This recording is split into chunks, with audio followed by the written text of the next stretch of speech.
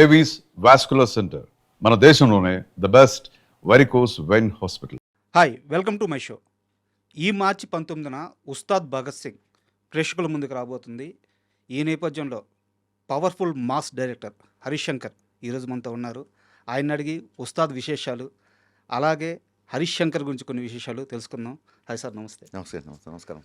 Sir, interview start చేసే ముందు ఒక 12-13 సంవత్సరాల నుంచి మీరు ఎదురైతే ఒక చిన్న మూమెంట్ షేర్ చేసుకోవాలనుకుంటా ఉన్నాను. అది షేర్ చేసుకొని మనం ఇంటర్వ్యూలోకి వెళ్దాం. ప్లీజ్ 2013 లవ్ మ్యారేజ్ సార్ మీదా? ఓకే. ఇంట్లో ఒక చాప, ఒక దిండు, ఒక ప్లేటు, గ్యాస్ కూడా లేదు. దీంతో నా సంసారం మొదలైంది. ఆ టైంలో నాకు ఉన్న ఒకే ఒక్క బలం ఏంటంటే మీ షాక్ సినిమాలో మధురం మధురం అనే సాంగ్. అంటే ఒక జంట బతకడానికి ఆ జంట కలిసి ఉంటే చాలు, ఇంకేం అవసరం లేదు అనిపించేంత గొప్ప పాట. గుడ్. దాంట్లో కొన్ని లిరిక్స్ ఉంటాయి. చెదిరే జుట్టు చెమటే మధురం, కొద్దిగా పెరిగే కొలత మధురం, ఇది పెరిగి కిలకం మధురం, అండ్ మౌంటేజ్ షార్ట్స్ కూడా. మహానుభావుడు వేటూరు గారు రాశారు ఆ పాట. అందుకే అంత అందంగా ఉంది. ఇన్ని సంవత్సరాల తర్వాత కూడా గుర్తుంది లిరిక్స్. అంటే ఇంత పర్టికులర్గా ఎందుకు చెప్తున్నానంటే సార్, ఈ రోజుకి మేము చాలా ధైర్యంగా బతుకుతున్నాం. మేమిద్దరం, మా ఇద్దరికి ఇంకోటి వచ్చాడు, ముగ్గురం చాలా ధైర్యంగా బతుకుతున్నాం. మా జీవితం మొదలైన తొలినాళ్ళలో మీ పాట, మీ మౌంటేజ్లు, మీ హీరో, మీ హీరోయిన్, మీ డైరెక్షను మాకు ఇచ్చిన ధైర్యం అది. Thank you. అంటే నాకు మీరు చెప్తే గుర్తొచ్చింది. I felt little emotional. నాకు ఎవరు ఎప్పుడు ఇలాగా, అంటే ఆ సినిమా చాలామంది ఫ్యాన్స్ ఉన్నారు, చాలామంది భార్యాభర్తలు, చాలామంది పార్టీస్లో, మీటింగ్స్లో, పెళ్ళిళ్ళలో, రిసెప్షన్లో అలా వచ్చి, సార్ మీ షాక్ సినిమా చాలా చాలా ఇష్టం, ఈ పాట చాలా ఇష్టం, ఎంతోమంది కపుల్స్ నాకు సినిమాలు చూసాక. బట్ మీరు చెప్పించి వచ్చేసి చూసారా, ఒక రూమ్లో ఒక దిండు, ఒక చాప. I can relate my life with that. నా పరిస్థితి కూడా అలాగే. అండ్ ఆ టైంలో నేను ఇంచుమించు సినిమా ఫ్లాప్ తర్వాత అలాగే ఉన్నాను. అంటే నా భార్య ఎన్ని కష్టాలు ఫేస్ చేసింది, ఎంత సపోర్టివ్గా ఉంది అనేది నాకు ఇప్పుడు మీరు చెప్తే నాకు ఒకసారి నా డేస్ గుర్తు చేయండి. Thanks for remembering. Thank you. Sorry.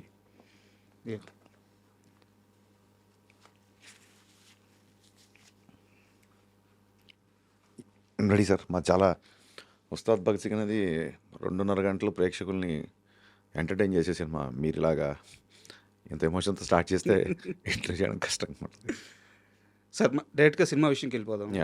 Ustaad Bhagat Singh, మీ ఉస్తాద్ ఎవరు ఇండస్ట్రీలో? అంటే మీ గురువు, మీ టీచరు, మీ బలం? నా ఎవ్రీథింగ్. అంటే గురువు, టీచర్, బలం, నా ఇన్స్పిరేషన్, నా అన్న, నా దైవం.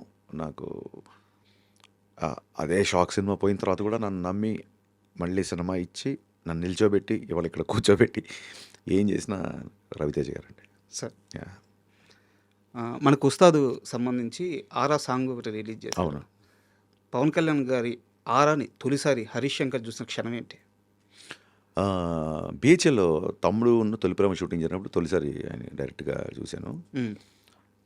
అంతకుముందు ఐ థింక్ సంజీవయ్య గార్డెన్లో అక్కడమ్మ ఇక్కడ పోయి ఓపెనింగ్ కూడా వెళ్ళాను, కానీ అప్పుడు సరిగ్గా చూడలేకపోయాను. చాలా క్రౌడ్, పోలీసులు, హడావుడి ఉండేది. ఆయన సినిమా అక్కడమ్మ ఇక్కడ పోయి ఓపెనింగ్ అక్కడ జరిగింది సార్.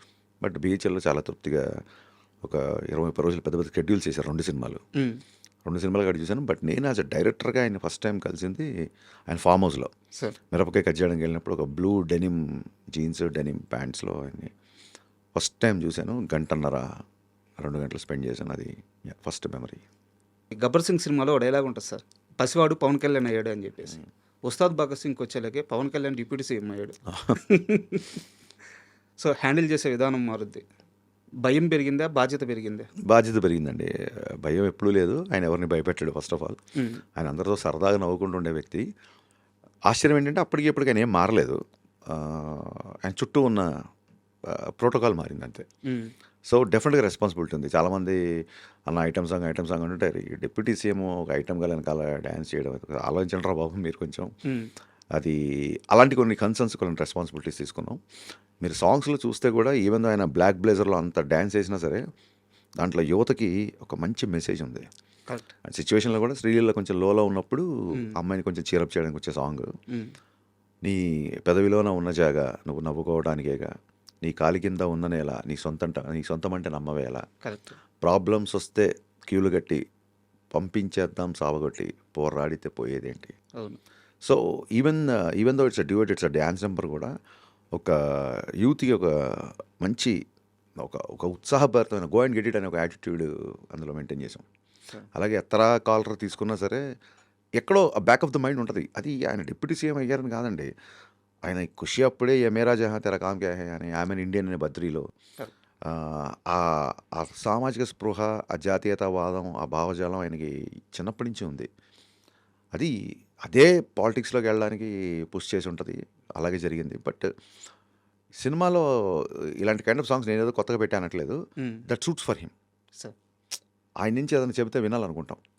అందుకే ఆ 2 సాంగ్స్, ఇది మాస్ నెంబర్ అయినా, అది డ్యాన్స్ నెంబర్ అయినా, రెండిట్లలో కూడా మీరు అందులో కూడా చాలా ఇన్స్పిరేషన్ ఉంటుంది. తుపాకీలో తూటాల రెడీగా నువ్వు ఉండాలా, ధనా పేల్చి తుప్పు రేగొట్టే టైం వస్తే ధనా పేలాల, కోట మీద జెండాల పొగరే నీలో ఉండాలా.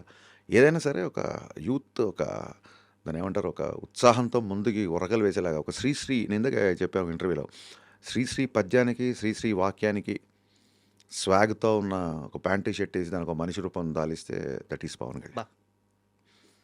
అండ్ మనం కన్వర్జేషన్ తెలియకుండానే లిరిక్స్ మీదకి వెళ్ళిపోతుంది కాబట్టి నా దగ్గర ఇంకో స్పెషల్ క్వశ్చన్ ఉంది సార్. చెప్పండి. మీ సినిమా టైటిల్స్ కార్డ్స్ పడేటప్పుడు ఒక షాక్ తప్పించి మిగతా అన్ని సినిమాలు చాలా వరకు ఫస్ట్ ఆ టైటిల్ కార్డ్స్లో ఫస్ట్ పడేది లిరిక్స్.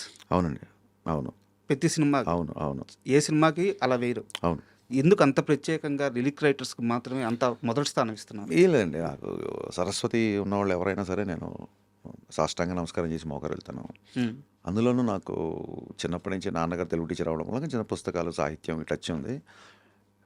నా ఆఫీస్లో నా పూజ గదికి ఒక పక్క ఇళయరాజా గారు, ఒక పక్క వేటూరు గారు ఉంటారు. అంటే దేవుళ్ళు డైరెక్ట్గా మనతో ఇంటరాక్ట్ అవ్వలేక సంగీతం రూపంలో రాజా గారిని, సాహిత్యం రూపంలో వేటూరు గారిని మనకు పంపించారనేది నా ప్రగాఢ నమ్మకం. నేను అదే ఇల్యూజన్లో ఉంటాను, నేను అదే ట్రాన్స్లో ఉంటాను. అదే నన్ను ముందుకు తీసుకెళ్తుంటుంది. అదే నాకు అంటే ఇప్పుడు మీరు అన్నారు సార్, షాక్ సినిమా లిరిక్స్తో మీ యొక్క దాంపత్యం స్టార్ట్ అయింది అని. అలాగ నాకు నేను ఎప్పుడు లోలో ఉన్నా, లేదా ఎప్పుడు నాకు ఎనర్జీ అవసరమైనా నాకు ఏదో రూపంలో చూడండి, ఒక భగవద్గీత తీస్తే ఒక శ్లోకం మనని గైడ్ చేస్తుంది అంటారు చూసారా, అలాగే ఏదైనా పాట పెడితే నాకు వేటూరు గారు గైడ్ చేస్తారు నన్ను.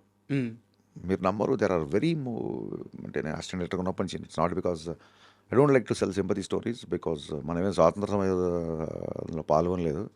నేను డైరెక్టర్ అవ్వాలని, కమర్షియల్ సినిమాలు తీవ్వాలని, నేను పేరు సంపాదించాలని వచ్చాను. కాబట్టి మన కష్టాలు, మన స్ట్రగుల్స్, మన పిటి స్టోరీస్ అంత వాల్యూ ఉంటుందని నేను అనుకోను. బేసిక్గా మనం దేశంలో పాల్గొని లాఠీ దెబ్బలు తిని జైలుకి వెళ్తే దాన్ని త్యాగం అంటారు తప్ప, నేను 2 రోజులు తినలేదు, 3 రోజులు పడుకోలేవని నేను చెప్పుంటాను ఇమెచ్యూర్గా.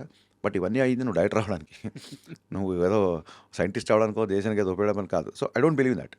బట్ హ్యావింగ్ సెడ్ దట్, ఎప్పుడన్నా లోలో ఉన్నప్పుడు నాకు వేటూరు గారి సాహిత్యం చాలా రకాలుగా, అంటే మా ఊపిరి నిప్పుల ఉప్పెన, మా ఊహల కత్తుల వంతెన, మా దెబ్బకు దిక్కులు పిక్కటిల్లిపోయే రంపంపం, ఆ లైన్స్, అందులోనే నేడేరా నీకు నేస్తము రేపే లేదు, నిన్నంటే నిండు సున్నరా రానే రాదు. చిన్నప్పటి నుంచి ఇలాంటి బాగా వినడం మూలంగా, తెలుగు మీడియం స్టూడెంట్ అవ్వడం మూలంగా నాకు ఎస్పెషల్లీ మాటలంటే నేను రాయగలుగుతాను, కానీ లిరిక్స్ రాసేవాళ్ళంటే నాకు చాలా గౌరవం. అందుకు లిరిసిస్టుల పేర్లు నాకు ఇప్పుడు ముందుంటాయి. సూపర్.